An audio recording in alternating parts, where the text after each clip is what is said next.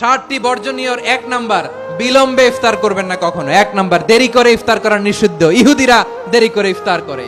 লা ইয়াজালুন নাসু আলা খাইরিন মা আজ্জালুল ফিতরা। বিশ্বনবী বলেছেন, এই উম্মত যতদিন আগে আগে ইফতার করবে, এই উম্মতের কপাল থেকে কল্যাণ কেউ ছিনিয়ে নিতে পারবে না। চিল্লায় বলেন ঠিক কি না? আজানের জন্য বসে থাকবেন না, সময় দেখবেন।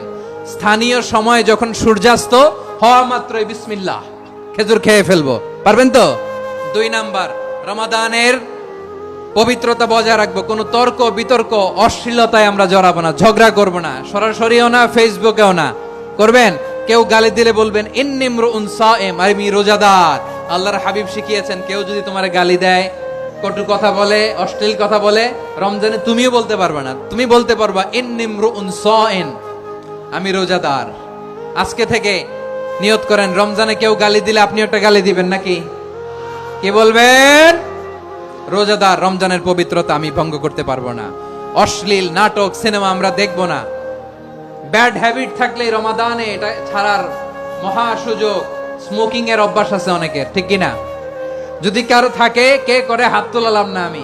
এই রমাদানে এই স্মোকিং হ্যাবিট থেকে আমরা বেরিয়ে আসবো, ঠিক কিনা বলেন? 3 নাম্বার, আমরা মিথ্যা বলবো না।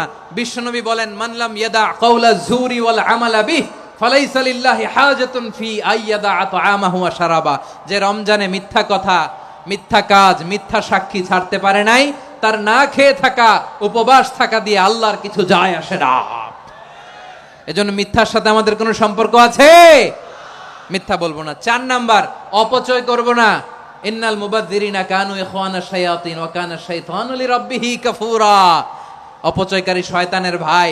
আচ্ছা, যে শয়তানের ভাই, ও নিজেও আরেকটা কি? শয়তান। অপচয় করব না। ইফতারি করতে যে আমরা অনেকে অপচয় করি, এগুলো করবেন আপনারা না। অপচয় অপব্যয় করব না। 5 নাম্বারে, রিয়া, লোক দেখানো ইবাদত আমরা করব না। লোক দেখানোর জন্য নামাজ, রোজা, জিকির, তেলাওয়াত, দান সদকা এগুলো করলে আল্লাহর দরবারে এগুলো কবুল হবে। বিশ্বনবী বলেন, দাজ্জালের ফিতনার চেয়ে একটা বড় ফিতনার ভয় আমি করি। সেটা কি? আর রিয়া, শো অফ মেন্টালিটি, লোক দেখানো মানসিকতা। এটা থেকে আমরা বিরত থাকবো ইনশাআল্লাহ।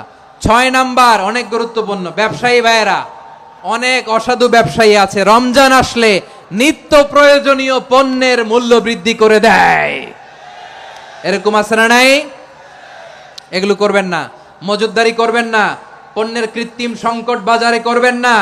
আপনি লাখ টাকা কামায়া ভাবছেন যে রোজাদারদের কষ্ট দিয়ে ধনী হবেন। এমন রোগ আল্লাহ আপনারে দিবে, কোটি টাকা দিয়েও আপনি হাসপাতালের বিল পরিশোধ করার ক্ষমতা আপনার হবে না। খবরদার।